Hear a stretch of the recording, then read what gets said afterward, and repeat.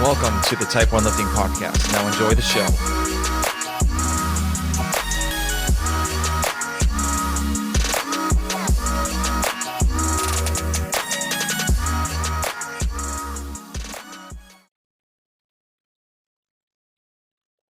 All right, guys, I want to tell you a little bit about Type 1 Lifting. So Type 1 Lifting is a clothing brand that proceeds of the shirts, the hats, and everything else go to the Children's Diabetes Foundation.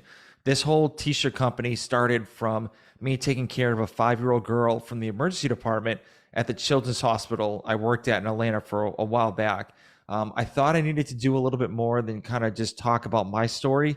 So this is how I started the clothing line, because I wanted to show people that even though diabetics have this really bad disease, we can still do amazing things in our life, and diabetes won't stop us reaching our goals. So go check out type1lifting.com.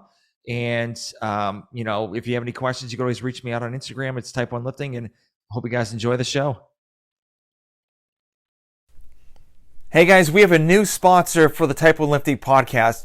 The company's called Liberté Lifestyle. So Liberté is a French word meaning freedom, and the company was founded on the desire to have freedom to choose what we want to do with our lives. I actually had the owner, Nicole, on my podcast on episode 28, so if you want to go back and listen to her, she talks about how she started the company and what she wants to do in the future with the company, which is pretty cool. So they actually have knee sleeves, wrist wraps, shirts, shorts.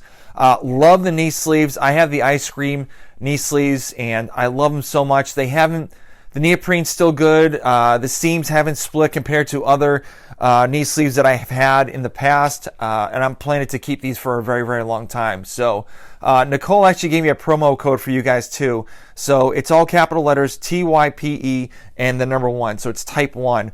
So go to libertelifestyle.com, check out what they have in the store, use the promo code Type 1, and save some coin. Now let's go to the episode. All right, guys, welcome to another episode of the Type 1 Lifting Podcast. I'm your host, Thomas Lennon, and I have a very interesting guest that I've been waiting to talk to. It's fellow CrossFit athlete, Paige Henry. How you doing? Good. How are you? Thanks for having me on. Yeah, thank you for coming on. I was doing a little research on you, and I didn't know you were actually a hairdresser before you started doing all this stuff. And so what made you get into that field? So kind of weird. I went to college for 1 semester, absolutely hated it. So I came home over winter break, didn't really know what I was going to do. And my mom kind of brought it up to me because I've always been like kind of artistic, creative. I've never been one to sit down at a desk. So she was like, have you ever thought about hair school? And I was like, no, not really. But there was like a hair school right down the road from me. So we like booked like an appointment to go check it out. Sounded fun. And so I started there when I was 18. The program goes on for about like 10 months, just under a year. And then I worked into a salon up until I think I was 25. Okay. I think. And then that's when I kind of transitioned more. I was like in the process of transitioning, but that's when I went full time over to the CrossFit side. Okay. So I worked in a salon for pretty long. Yeah. So obviously I've seen you with like different color hairstyles. Like I think you had pink before, and then like just recently you had like a bluish like sea green color. So yeah. Have you done any other crazy colors like that before? I've done a couple different shades of pink, blue, a couple different shades of purple, and I think that's it. Okay. I try and stay blonde for the most part, but every so often I get super bored and I go to the store and dye my hair. Yeah. So like, do you like color your hair for like certain competitions or anything? Like you just said Wadapalooza, like you're like, okay, like Wadapalooza is like very colorful, very vibrant. Like I'm going to go all out and like, dye my hair this certain color. Like, do you do that kind of like, No, but I feel like, so a couple times, like I think I was blue at Wadapalooza. I can't even remember. Or maybe I went blue right after. I think I was blue there. You were. Yeah. I like couldn't even remember. No, it's just like I get bored and I'm like pretty impulsive. So once I have an idea in my head, I do it right away. Okay. And like sometimes it happens around a competition, and then sometimes I'm just with blue hair. Okay. All right. That works. That works. So But yeah, really no reason. okay. All right. All right. All good. I mean, I've dyed my hair like I'm like an auburn hair like hair color. So I've dyed it like strawberry blonde because like obviously I can't dye it bleach blonde. I've used that like ocean Yeah. blue like blonde hair dye before you get it like the CVS, and I'm looking at pictures back in the day and I'm like, oh my God, that was like awful. Like it looks so bad. I looked like a damn rooster. So and I'm like ever I've thought about doing it again, but I'm like, no, I don't want it's not worth it. Like my kids would like be horrified. So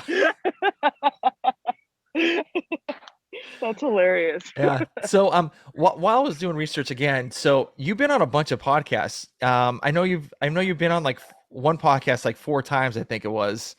Yeah, And yeah. so like what are your thoughts on like podcasts, and like have you ever thought about doing one yourself?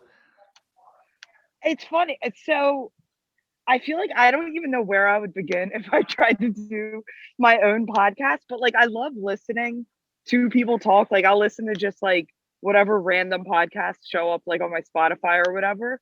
So I've always been interested in the listening in the podcast, and I've had like some friends or just people I've known through whatever that like run their own podcasts, and I always just think it's fun to go on because you just get to learn about each other. It's fun. Yeah, true, true.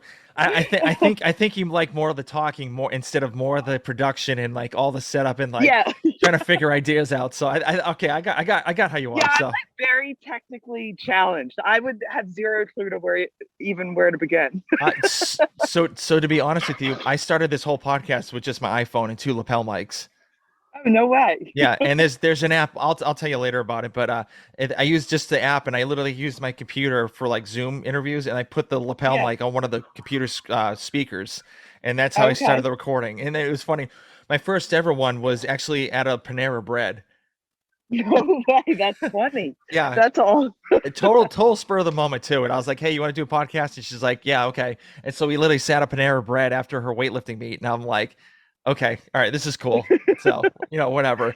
And like literally, I thought I shit my pants when I pressed the stop button, and I didn't know what was going on. It was actually saving, Oh, and it did, and it I didn't know how it works. It was the first time using the app, and I'm yeah. like, So you thought you just deleted everything you just talked about? yeah, and it was like so good too. And I'm like, oh my God, no, no, no. But yeah, I That's mean, awful. luckily it did work. So there's a couple times I literally like recorded, didn't save anything, and I didn't get the chance to get the person on again. But whatever. That is the word. That's like when you're like filming the workout videos for like the online qualifiers, but you're used like there's different filming apps or whatever, and I never trust them and I never know what they're doing. So I'll like hit stop and I'm like, yep, that's probably gone. Yep, And pretty like much. sometimes it is gone. Yep. I know the feeling. I know the feeling. But you're originally from Pennsylvania and you moved to Yeah. California. So what was the reason why you like went from East Coast to West Coast? So I was at my old gym. That was like the only other gym I've ever been at for years. Like I love that place. Whenever I go home, I'm spend like all my time at that gym. But I cannot stand the cold weather. It like drives me insane. Like I'd be okay to never see a snowflake in my entire life. I'd be okay Same with here. weather. Yep. Yeah, like everything about it, I'm like, I hate. So I wanted to move to Florida for a while, kind of always chickened out because I'm a homebody. I like being around my family. I like just like the comfort of everything that you know. But then my old roommate, who's like one of my best friends, we used to work at the gym together back in Pennsylvania. He moved out here maybe 6 months before I moved out here. We Okay. were literally, he came out to Dubai with me when there was a competition there a couple years ago. And as we're like boarding the plane, he's like, hey, I just found out I'm moving to California because he got a call from like his landlord. And I was like, what? You haven't even talked about this once. And now you're moving there. So he ended up moving there like 2 weeks after that trip. I went out to visit him in the summer, completely fell in love with it. Stopped at the gym I'm at now, and the owner, he offered me a job here. So I called up my old owner from back home and I was like, hey, this guy just offered me a job. Like, do I do this? It seems kind of crazy. And he was like, you've been talking about moving somewhere warm for years. Like this Hmm. is a perfect thing. You can always come back home. So I got back from that trip, sold everything I had, and then I flew out here with my dad and we shipped my car with just my barbell and a case of pre-workout, and I brought one suitcase. Nice, nice, And now I'm here. nice. Very cool, very cool. So, obviously being from Pennsylvania, are you a Steelers fan? It's funny. So I don't watch any sports. It's Oh, really okay. embarrassing. So no, I'm not a Steelers fan, but I'm also not an Eagles fan. All right, that works. That works. I Yeah, feel like I'm the only human who doesn't watch sports. yeah, yeah. So the funny thing is, like, I'm from the East Coast, so I'm from originally from Massachusetts, and so Okay. I moved down to Georgia, and so like Okay. I'm kind of like you, like I kind of like staying and being comfortable in one spot, and don't like to. I'm not a. I kind of like change, but like I don't really like change, and so Yeah. Yeah. I married my wife, and she's like, when we have kids, we're moving down south to Georgia, and I'm like, I don't really believe you. I mean, I got a good job here. It's like, no. And then like my son came along, and now I'm down in Atlanta with two kids, like a 7 year That old is. and a 3 year old. So, and it was like, yeah. And we drove down here with a 3 month old. So, and a dog. So with two different cars. So, little Oh story about my that. God. I don't really pray that much. And Yeah. so right before we left, New Hampshire to get down to, Georgia, I was holding my son, and holding my wife's hand, and I was like, we prayed. I was like, please, make us have a safe journey, and everything will be okay. And she's like, Yeah. wow, I didn't know you were that spiritual. I guess, well, I'm not praying for you guys. I'm actually praying for my car to actually make it down there. So, because like I was driving, and like I'm like, hey, listen, I'm only going like 70 max, like totally like 75 max, like on the highway. And she's like, okay. So all of a sudden we get on the highway, she's gone, like pulls at 80, just Oh goes. my God. And I'm sitting there like, oh my God, I just hope I don't break down, because she's way too far away. Like it's gonna take forever for her to Yeah. turn back. So yeah, and I'm Oh like, my God. I'm watching other cars like broken down, like newer cars, and I was like, I I'm like, I don't know. And it's like it's super hot out, summertime, and like I was like, I don't know if I'm gonna be able to make it. Like I don't know if this car's gonna make it. And I had our dog in the back seat too, Oh, with like barely any AC going, and it was just like he was panting. I had the window down. It was just it was a oh my God. nightmare. So Did you end up breaking down? no, no. Oh, that's good. Thank God. Yeah, yeah. I'm The super praying worked. super The lucky. praying Yeah, worked. the prayers worked. The prayers worked. So yeah. So while you were doing the hairdressing stuff, how did CrossFit actually come about? Come into your life, pretty much. So I was dating a guy. I was never, I mean, I like tried sports growing up, but I pretty much hated everything. So I got a pretty bad eating disorder in high school, fell in love with just like running because I don't know why. So I would just run on the treadmill and just run, stuff like that. And then I started dating a guy who played rugby, and they trained with the owner for my old gym. They would do like CrossFit in their rugby practice or whatever. Hmm. So he finally brought me in one day. He like convinced me to go in because I was like, I'm absolutely not doing that. Like all you ever talk about is like jumping on boxes. And all of it sounds so unappealing. I was like, yeah, I think I'm good. I'm just gonna stick with running. But he finally brought me in a class, and our gym was so small at the time. It's moved 2 times since then. But where we started, we were in like an old, basically just a meathead gym. So it wasn't even a CrossFit gym. And we had like a small corner of the gym with like 2 pull-up bars. I don't even think we had a rower. We had legit like treadmills, like not even like an air runner, but like treadmills. We had like one set of rings, but I don't think anyone except like one person could do a ring muscle up. The place was crazy, but I fell in love with it right away. I don't remember what we did, but I was in so much pain, but like that good pain when I woke up, that I was like, yeah, I'm definitely signing up for this. So then I went through like the foundations classes and completely got hooked. I was like obsessed. Yeah. So that's the kind of gym you need a tetanus shot like every time you get out of the gym. Yes. Okay. All right. All right. I like Yeah, I like like those kind of gyms. yeah, like the place was crazy. Yeah. Awesome. Awesome. I love those kind of gyms. They're the best. They're the best. But you were talking about your eating disorder. So like how, I mean, I have like family members that have had eating disorders too, and it was like pretty serious. And how did you get out of that, eating disorder? And was it through CrossFit kind of helped out with the whole process? Yeah, so I did. I went to therapy for a long time. Even like when I went to that one semester of college, I had to check in with a lady weekly to make sure my weight was like doing okay at that point because I was getting a little bit better. But I stayed in therapy for a while, but then CrossFit really helped just because it was like the first place where it felt like no one judged you Hmm. ever. Like, of course, like everyone's using different weights. But I mean, when I started, I was so far away from RX. I had like 6 bands trying to do one pull up. I was lifting with like the 15-pound barbell, but with no weights on the side. Like, I was so far from doing anything, but like no one ever judged me.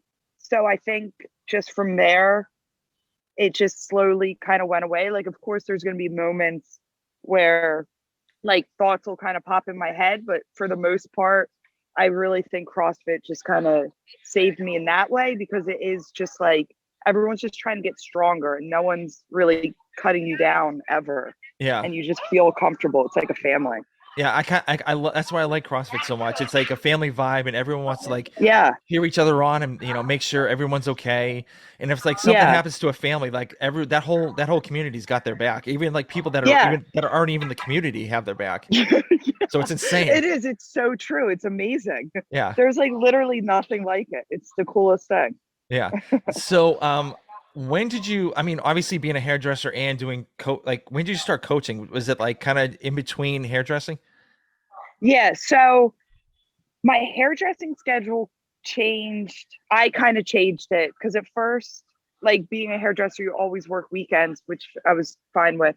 But my schedule was kind of all over the place. But my mornings were usually free because I would go into work at like 10 o'clock so I could Mhm. coach like the 6 a.m., like the earlier classes.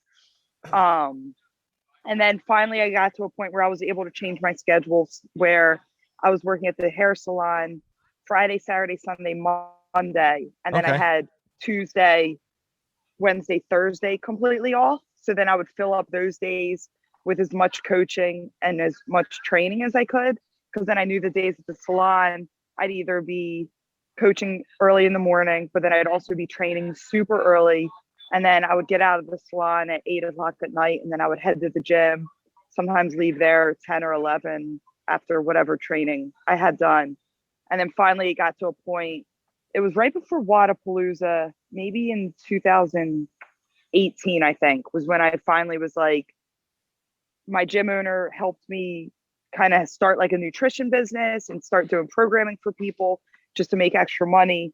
And I felt like I was at a point where I was like, I think I can stop the salon. Money's going to be super tight, but if this is what I want to do, I have to drop one thing because it's like what I was doing was not sustainable. Like it was Yeah. like I don't know when I was ever sleeping. Yep. I've been in that same boat too. I've worked like three jobs, like Yeah. coaching lacrosse, like working at a hospital, and then like, yeah, it was just, yeah. I've been in your shoes before, so it's not the most fun thing to do. No. Like you can do it and during the time you're like, all right, I'm doing this, but then all of a sudden you're like, wait, I got to make some sort of adjustment right now. Yeah, yeah. Like I'm getting like 4 hours of sleep, and I wake up, and it's just like I feel like I got punched in the face, and it's just like, oh, I'm Every back day at it. like that. Yeah, yeah. Like especially with me working in the hospital, I'd work like two 16-hour shifts like back to back, and it would take me an Yeah, hour. that's It would take me an hour just to get home. So that would oh take my God. so pretty much I would pretty much sleep for 4 hours, get up, and then go Do it back all in. again. Yeah, and like the next night I was like driving home, I was like hallucinating. I swear I thought I saw people on the highway. I'm like, there's someone laying down on the highway, and I start like swerving over, or like I thought it was a chipmunk running across it over the highway, and I'm like losing it. And then it got to the point where like I would stick my arm out the window, and this is like New England weather, so it's like super cold like during the winter time. So Yeah. like just to keep awake, just to have like the window open so I don't like fall asleep or anything like that. No, that's awful though. Yeah, no It's like bueno. funny now, but not at the time. Yeah, yeah. So, you know, Obviously, like you're coaching now, and you actually you moved over to California and started coaching there. So when did you realize, like, you really wanted to do like more coaching and obviously like improving and being a CrossFit athlete? I guess over time, like the more you get into it, you kind of fall in love with it more, if that Yep. makes sense. Yeah. And you just start learning so much more because it's like I didn't go to school for this. So it was like I learned just from people and like experience. And I mean, you learn a little bit at the CrossFit level one, nothing against it, but like you just learn so much more working around people. So the more I kept doing that, you just kind of become obsessed with it. And then you just realize how you helped one person. You're like, I just want to keep doing that. And you just want to keep helping people. And it's just fun. Like I Yeah. love to do it. Hmm. So Yeah. that's when I kind of just wanted to keep doing it as much as I can. Yeah. And you said earlier it took you a long time to get where you're at now. So have you had like any moments that you were like, why am I doing this? Is this like really worth it? Or, where you're like, all right, something new, let's do it. Yeah. Like there's definitely, I wouldn't say I'd ever thought about like stopping doing it or whatever, but there's definitely been moments where, like strength, for example, that's always been like a huge, huge issue of mine. And the amount of people that have come up to me have been like, hey, have you ever thought about working on your strength? Or hey, have you ever thought about doing a strength program? I'm like, um, listen, I'm not going to gain all this muscle overnight. Like, like people, I don't think understand that everyone does have weaknesses. And even like the top athletes are still going to have their weaknesses. And it doesn't mean they're not working on them. It's just, we're not perfect people. So we're always going to have something. Yeah. And strength being my biggest weakness, it takes a while to build. So even though I'm working on it, that's like, other than right now, but most of the time, that's, I want to say 90% of my training is just strength work and accessory work because I'm trying to get stronger, but Yeah. it's still not just going to click, if Yeah. that makes sense. Yeah. It's almost like Haley Adams is like in the same boat as Yeah. you are. I feel Exactly. so bad for her because Oh, they like shit on her. And I'm like, she is such an impressive athlete. And to give her a barbell, even if it's like 185 pounds, she can keep up with all those girls. It's just the one rep maxes, but she's so fit that like just this past weekend, she got all like top 3 finishes. And it's like, that's, she's fitter than just someone with the one rep max of a lot more weight, if that makes sense. Like yeah. she's so impressive. Yeah. And I feel so bad for her. And usually you see people that have like higher one rep maxes, they don't really do so good in like the long, like Metcon Yeah. style, like movements and stuff like that. So it's like, you have to have a happy medium throughout this whole Yeah. process. So Yeah. Yeah. I always think about her though, because people are always like, oh, she has to get stronger. I'm like, do you think she's not working on her strength? Like, I'm pretty sure that's the majority of her programming. yeah, that's me, a-hole. That's me. So, Yeah. oh man. So I was looking at your Instagram bio and it said it's a quote.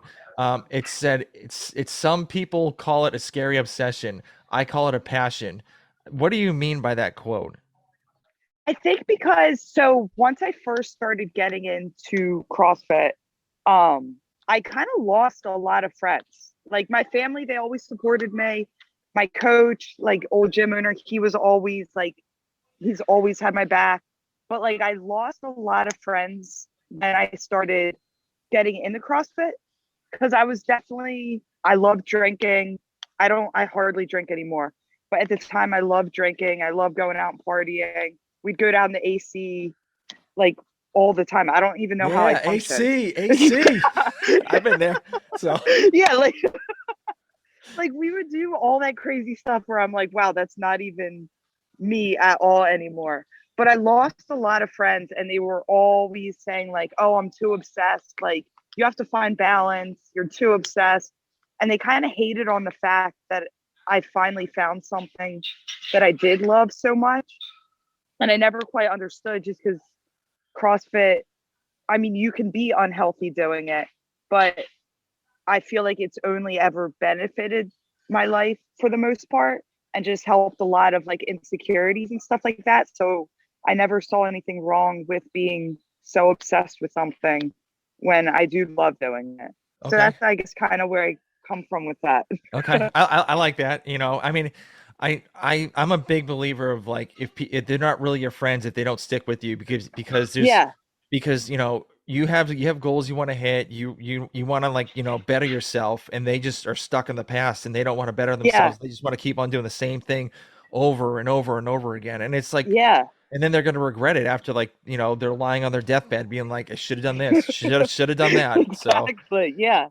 Yeah. yeah. I completely agree. Yeah, I've lost a couple friends like that too. So, I mean, it's just I'm trying to do stuff and it's just like it's not in their wheelhouse either. So they're just like, okay, see you later, just stop talking. So it happens. Yeah. So, Yeah. You like learn a lot. You start to realize like I have like a very small circle of friends, but it's like I know we're all there for each other 1,000%. And that's what helps people for whatever their goals are. Like we all have different goals, but it's like we're all going to help push each other to get to those goals. And yeah. like those are the kind of people you need. Yeah. And so while you're working on those goals, like when did you realize you wanted to go all in and be like a CrossFit athlete? I guess when I got out of the same guy who got me into CrossFit. We dated for like 5 years or something like that, pretty long time. We broke up, and all of a sudden I was like, oh my God, what do I do with this free time? And I was getting into coaching at the time. So I had a key to the gym. So I slowly would just be like, I was still working at the salon, but I was coaching. The weekends I just started finding myself, I'd go to the gym at night, and then all of a sudden I'd be there for like multiple hours, and then I'd be spending like my days there. So I just kind of, I guess at that point is when I decided I wanted to go all in because I didn't really have much going on. At that time, I didn't even like doing what I was doing it because it was paying rent. Uh, so yeah, that's when I kind of decided to go all in. And I was pretty embarrassed at that time because I sucked at CrossFit. I mean, I was trying to get better, but I remember wanting to tell my coach, like, hey, I want to make regionals. And it was at the time where I think they were taking 48, maybe 40 girls, 40, whatever it yeah, was. I think it was like 40 girls because they had no, Yeah. like, or 35 gold or women or something like that. I know they had 3 heats and there was like a long, Yeah. group, Like like they were bunch of people taking per heat. more. Yeah. But then that same year, or I guess the year after, but when I decided I wanted to try and make regionals, was when they cut it down that you had to be top 20 in your region, and they did the super regions. And I was like, oh shoot. Like I think I finished maybe like 800th in the open the year prior. So I was like, when I tell him this goal, they're gonna think I'm like insane. But I like told him anyway, and I didn't really tell anyone else. And we just kind of came up with a plan, and I was like a psychopath at the gym and went from there. Yeah. Yeah. So, Like I was not going to let anything get in the way. yeah. So I saw that video that CrossFit did on you saying that you were like kept it a whole secret with anybody, like your coach, like you just said. So Yeah. what did your coach think? And when did you like realize you wanted to open up and like let everybody know, hey, this is my goal and I want to tell the world? He was totally on board with it. He was like, listen, you're going to have a lot of work, but let's come up with like a weakness board. Let's get your nutrition dialed in and let's just do it. And he's always been one, like I'll always admire him just because he's never been someone to tell me that I can't do something. Mhm. And he's been like that with anyone. Like he's always just been that guy, but he's going to be hard on you, but in like the best way possible. Like he's not going to tell you you're doing something good if it's not good, but he's always going to help you as long as you're putting in the work. So he was super on board with it. And then I never really told people until they just kind of started noticing that like I was performing better in the gym. I was taking a lot more seriously. They started realizing that I was denying, like when they would go out to the bars, I was always like, nah, I'm good. I'm just going to stay home, that sort of thing. So it was just, they kind of realized it without me having to tell them, if that Okay. makes sense. Okay. All right. All right.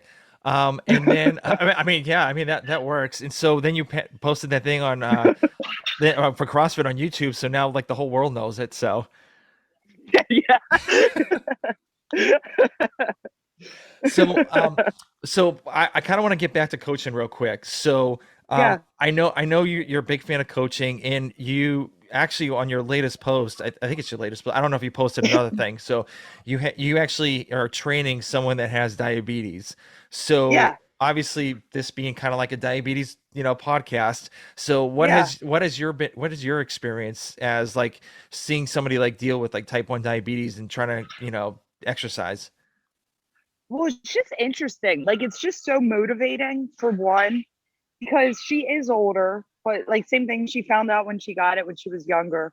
But it's just super cool to see these people with these like diseases that are hard. Like, it's hard for them to deal with. They're constantly checking in on themselves. And I'll see her sometimes in a workout and she will have to run, get a fruit snack or something like that. Or like a couple of times she has forgotten things. So there's a 7-Eleven across the street from our gym, which is Nice. awesome. Yeah. So like we'll run over there and get her stuff. But you can tell like it is just that constant thing that you have to worry about. But it's like, so I admire her because she is older.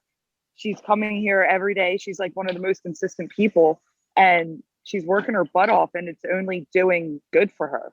Yep. And I just think that's awesome to be Yeah. able to keep working through something like that. Yeah. So does she get frustrated throughout the whole, like if she goes into like a low, does she like, obviously she has to stop, but does she like get frustrated, and how do you like kind of help her out like getting out of it being frustrated? She doesn't get too frustrated. I think she just, I mean, I guess I lied. She gets a little frustrated because she's like, dang, I want to finish that workout. Yep. But she's at the point where she knows exactly how to handle it. So I don't think she gets like scared or anything like that. But I think the part of it kind of ends her training session a little early. That's what kind of frustrates her. Yeah. So she needs to snort more sugar while she's like working out. Yeah. So just like Yeah, dump it in, constantly. just like put it Yeah. all underneath her tongue and just go at it. So Yeah. so what do you get the most enjoyment out of coaching people? Like, what part of it? Yeah, like it could be anything pretty much. I love I love when you can see people when they're trying to do something and you can tell that they're really unsure if they're able to do it. But like when they surprise themselves and they do something that they definitely didn't think that they could ever do, no matter what it is. It could be like a specific weight on the bar, their first pull up, maybe like their first toes to bar where their toes are actually hitting the bar, Hmm. a ring dip, like really whatever that like first thing is where they just shock themselves. I just think that's the coolest thing ever. Okay, awesome, awesome. Yeah, I used to be a trainer like a couple years ago, and like I used to love people when they hit like a snatch or like even did a push up, Yeah. and then or like putting like weight over their shoulders, and like I'm like, hey, that was you like about like 6 months ago, and Yeah. they're like, wait, I had this 25-pound like bag, it was like on me, and I'm like, yes, it was. And so And now they're like working out with it. yes, exactly. And it's just like, do I really need this? I'm like, no, you need to go 30s. Let's go. So, it's just stuff like that. It's amazing. It's so Yeah. awesome. Yeah. I wish I could do it, but unfortunately, like for me, like having a family, it wasn't really consistent for me, especially like on Yeah. like the holiday season, like there's like nobody there. And like Yeah. I was working at a Globo gym. So it was like you don't get paid unless, you have clients there and they're training with you. Yeah. Unless they call So out. then you're just like, what am I doing? Yeah, and so and like I really didn't have that much great insurance, and so paying for insulin was just like I could go off on a tangent for like the price of how the price of insulin's gone up since like 10 years ago. So, but it's It's like got to be insane. oh, crazy. I talked to somebody yesterday on a podcast, and 10 years I think 12 years ago a vial of insulin was $30. Now it's up to like $400 pretty much. Oh my God. That is insane. Yeah. So that's why I That had is insane. that's why I had to stick to a 9 to 5 and get the insurance on that, especially with kids too and my wife. So I was Yeah. just like, I need to like at least have some sort of insurance that I can pay for insulin and have decent coverage. Yeah. Cause that is absolutely insane. That's crazy. Yeah, yeah. So, and you're also your camera went out. Oh, oops. There. Did I do it right? You There might it you might have done goes. all good. It's all good, all good. So you had some setbacks this year. So, Yeah. can you kind of talk about, because I know you were like ramping up for like you did the open, and then you're killing it, and then all of a sudden like something happened. Can you kind of talk about that? Yeah, so there were a couple different things. The first thing was actually right before the open. I was spotting a back squat at the gym, which I'll never do for someone again. Nope. But it was like 400 pounds, so it was pretty heavy, and they failed it. And for some reason, I thought I could try and save it, even though I'm literally zero health at that point. But I like try and grab the bar, and I still don't know what happened because it's so hard to get an MRI out here, and I have like the worst insurance. But it sounds as if I had a slight tear in my bicep from that.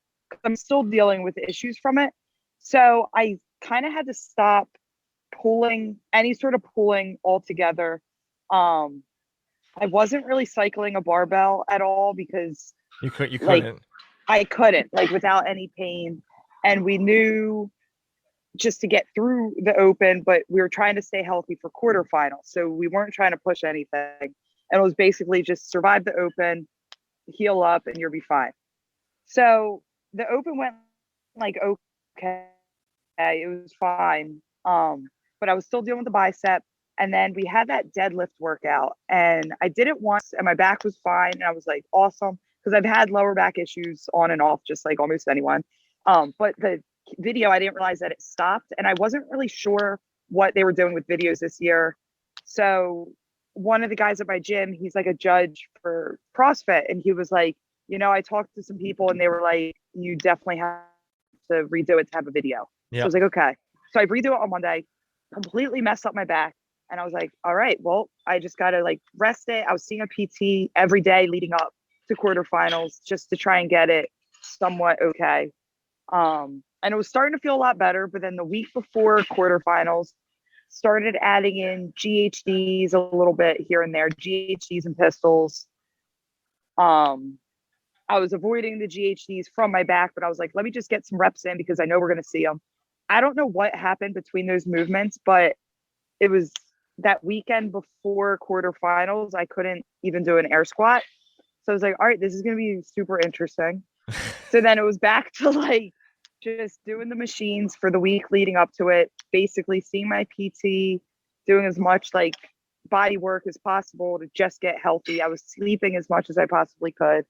And then they announced the workouts and we kind of came up with a plan to get through them, but we didn't really know how it was going to go. So originally we wanted to try and do the total on the first day because I'd probably have to redo it because strength I'm just not strong at. Couldn't even overhead squat. I think the most I could power clean was like 115 pounds. So I was like, all right, well, we're definitely not even moving on with this. So then I did that handstand push-up lunge workout. That was fine because lunges, for whatever reason, don't jack up my back. So that went fine. And then the next morning, we were like, all right, well, let's the muscle. So I did that for the muscle up since I haven't been pulling. Usually I would have loved that workout. They blew up my like elbow so much I couldn't even straighten my arm. So I was like, well, I'm not going to do the total, but at least I have these workouts done, entered them, woke up the next day and I was going to attempt that rope climb wall ball one. Could not do a single pull on the rope. And that's when we were like, you can't, like, it's not even, So then that's when I called it for that. And that like just sucked. But I was like, all right, well, we got a whole year. Let's rehab. I've been dealing with my back a lot. Like this is definitely happening for a reason. So I was bummed, but I was like, all right, let's just rehab this all. And then I went back home 2 weeks ago now. And last September, I had an ovarian cyst rupture. So I was in the ER and I was there. I was fine within like a week. It was right before Wadapalooza qualifiers. Mm-hmm. Got healthy enough to like survive those. I started feeling that same pain when I was back at home. And I was like, this is crazy. Is this actually happening to me again? So then I couldn't sleep at all that night. And I told my parents and they were like, yeah, we got to take you to the ER. So I was there all day long. They ran like a bunch of tests. They were like, I think you're going to need surgery, but wait until you get back to California. Like, it's not like you need it right this second, but you are going to have to get a cyst removed. I was like, okay, that's fine. Totally cool. I get home. I don't know what happened on the 15-minute drive home from the hospital.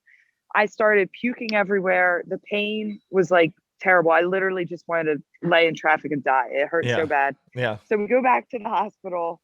They run more tests and realize that the cyst has gotten so big that it gets wrapped around your ovary. Oh my So they gosh. ended up having, yeah. So they ended up having to remove my ovary and the huge cyst. But so they do 3 incisions. So I have like an incision on my right side, one on my belly button, and then one on my left side. But because like we use our core so much in CrossFit, like, and I never even thought about this, they couldn't get through all the muscle. So on my left side, I Wow. have like a very large incision because of everything. So that's just going to take a while to heal up at this point. Yeah. Jeez. The curse of Pennsylvania. And it's a curse. Yeah. So, It was crazy. Seriously. wow. I knew about the back and elbow injury. I had no idea about the cyst. So Yeah. that's crazy. So obviously like you're done with like the rest of the year pretty much for training. Like the kind of Yeah. you're rehabbing now. So did you have like any ups and downs, or like did you have any like down moments you're like, you know, this sucks, you know, woe is me, or were you just like, okay, you know, back to the grind, just let's go. Yeah. Like I've definitely, so right now, all I'm allowed to do is walk. Next week, I might be able to get onto the bike, like nothing intense. But so it's definitely, I've had a ton of up and downs, especially the first couple days, like when I got home from the hospital. Um, I guess like I understood what they were doing, but I didn't Yeah. really understand it completely until it happened. Yeah. So when I tried to sit up from like the hospital bed, I was like, oh my God, that was also very hard and the most painful thing, Yep. other than like what was happening prior. And I was like, this is crazy how like the day before I was training with all my old friends, like all my old training partners. We had like an amazing training session. It was super fun. And I was like, it is so crazy to me that we could go from that to me just sitting up. And that's like my challenge of the day. Yep. And it was like that for most of the week until I was finally able to walk, because the first couple of days it was like even that was way too painful. So that just kind of, I was like pretty down at that point, but I did appreciate being home with my family. Because I think, I mean, I have an amazing support system out here, but it's still not the same as like being home with my family. So I was like very thankful at that time. But even now, like I love being back at the gym. I love coaching and all of that. But there's definitely some moments where, like, even this morning, I grabbed like a wooden stick to demo an overhead squat. And I realized right as I put it up overhead, I was like, I actually can't even hold this over my head. And Yep. I was like, this is crazy. So Yep. that was like another moment. I was like, all right, like take a deep breath. Like it's going to be okay. Like I have all my limbs. Things could be so much worse. But Yeah. you get those like scary thoughts in your head for a second. Yep. Yep. I've had those before too. So yeah, it's crazy. Like my wife had a C-section, and she pretty much like her whole like abdominal area, like right the midsection was like ripped open. And so like her trying to do like actually twice. So her trying to get up off the couch or the chair or something like that. It was just like an absolute mission for Yeah. her to get up there. So it takes forever for that to heal too, especially with like that big of a scar. Yeah. So yeah, And you it's can't, sorry, you can't like rush that stuff either. no, Otherwise, nope. it just makes everything worse. Yeah, yeah, it's crazy. It's like, but like it's amazing how like your body can bounce back to kind of where you are. Yeah. So, but it just takes a little while. So, Yeah. yeah. Yeah. But I'm like glad that it happened now and not yes, closer to like next season, because this season was already ruined. yep. So I was like, all right, well, might as well add one more thing to the list. um, so I want to. So you started becoming an online nutrition coach. So Yeah. I mean, you talked about that earlier. So like, what made you get involved with that, and you know, and who kind of pushed you into that direction? So it was, I kind of got into it back when I was at my old gym. The owner, he got me into doing like nutrition for people, some of the members there. So I got into that, but then once I moved away, I realized a lot of those same members were still wanting me to help them with nutrition. And I was getting like more and more people kind of reaching out to me through just like my Instagram, but of people from back east, just from like other CrossFit gyms around that like was asking me for nutrition help. And I was like, this is cool. Like, it's kind of cool that I can still do this for these people and I'm living across the country. I wasn't familiar with like online coaching at all, but I was like, all right, I'm just going to kind of go with this and see how it works. And then I was doing that for a while. And then a girl started coming to my gym here who kind of like manages online coaching businesses, I guess you'd say, or Okay. like the social media part of it. Yep. So she kind of reached out to me because she was like, hey, I see that you like sort of post online about doing online coaching. Like, are you super serious with that? Or like, where are you kind of going with it? So I was explaining to her, I was like, yeah, like, I mean, I'd love to keep growing it if I can. I just don't really know how to do that. So she helped build me like a website and an app for it. And she really kind of helped me direct like my social media more to make it coaching because I just kind of used it for whatever. Like, I just never thought about using it as like a platform, I guess you'd say. Yep. So she really helped me turn it more of like a coaching, kind of get my website, do all of that. And ever since then, she's helped me grow it a lot. So we meet like every week. She kind of checks in, helps me figure out how to come up with like content or just like any issues, that sort of thing. But that has been helping grow my online business a Yeah. lot, which has been fun. Very cool. So how many clients do you typically have at like one time? So right now I have 25 clients. Dang. Okay. Um, and it's all over from either some do just nutrition, some do just programming, and then some do programming and nutrition. But I would like to grow that more if I could. That's definitely my goal. I would like to get to the point where I still want to coach at a gym because I love doing in-person coaching, but I'd like to have it more like half and half where maybe I'm coaching in the mornings and then doing more of my online stuff at night, that sort of thing. Just Okay. as a change. I don't Yeah. know. Hey, that works. That works. Definitely. Yeah. That's cool. So, do you do like is it like a lot of one-on-ones every week, or like how do you like? Let's just say if I wanted to join your nutrition program or like your weightlifting or your CrossFit programming, how does that work? Like, do you do one-on-ones with us, or like I know you do before and afters, but like how does that work? Yeah. So if someone comes into like the program based on whatever they do, um, I like so when people are doing like the workouts, that sort of programming, I really like them. So I send them their stuff on Sundays each week. So it gets updated each week, but they kind of send me back their results, videos, all of that every single day. That way I can see what they're doing, making sure that I'm giving them stuff that's going to help them. And then they always get me back the results and everything like that. So we stay in touch basically every day. And then my nutrition clients, I always tell them they can reach out as often as they'd like. There's like a messenger part on the app that makes it super easy for like communication. Mhm. We always do a phone call in the beginning. But then I always check in with them about 3 times a week just to make sure everything feels okay, either through like my fitness pal or I do send them meals. So it's like they have two options. They can either use their macros, eat whatever they want, and I can see their my fitness pal, or if they like to just go off of the meals, I update a meal plan each week and they can follow that.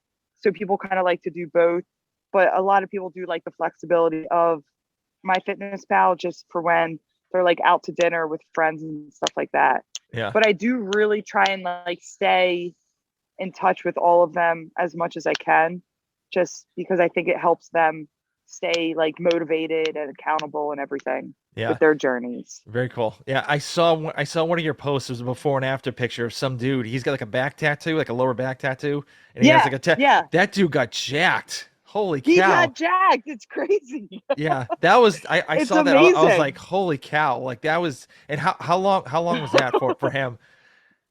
So that was about 4 months, I think.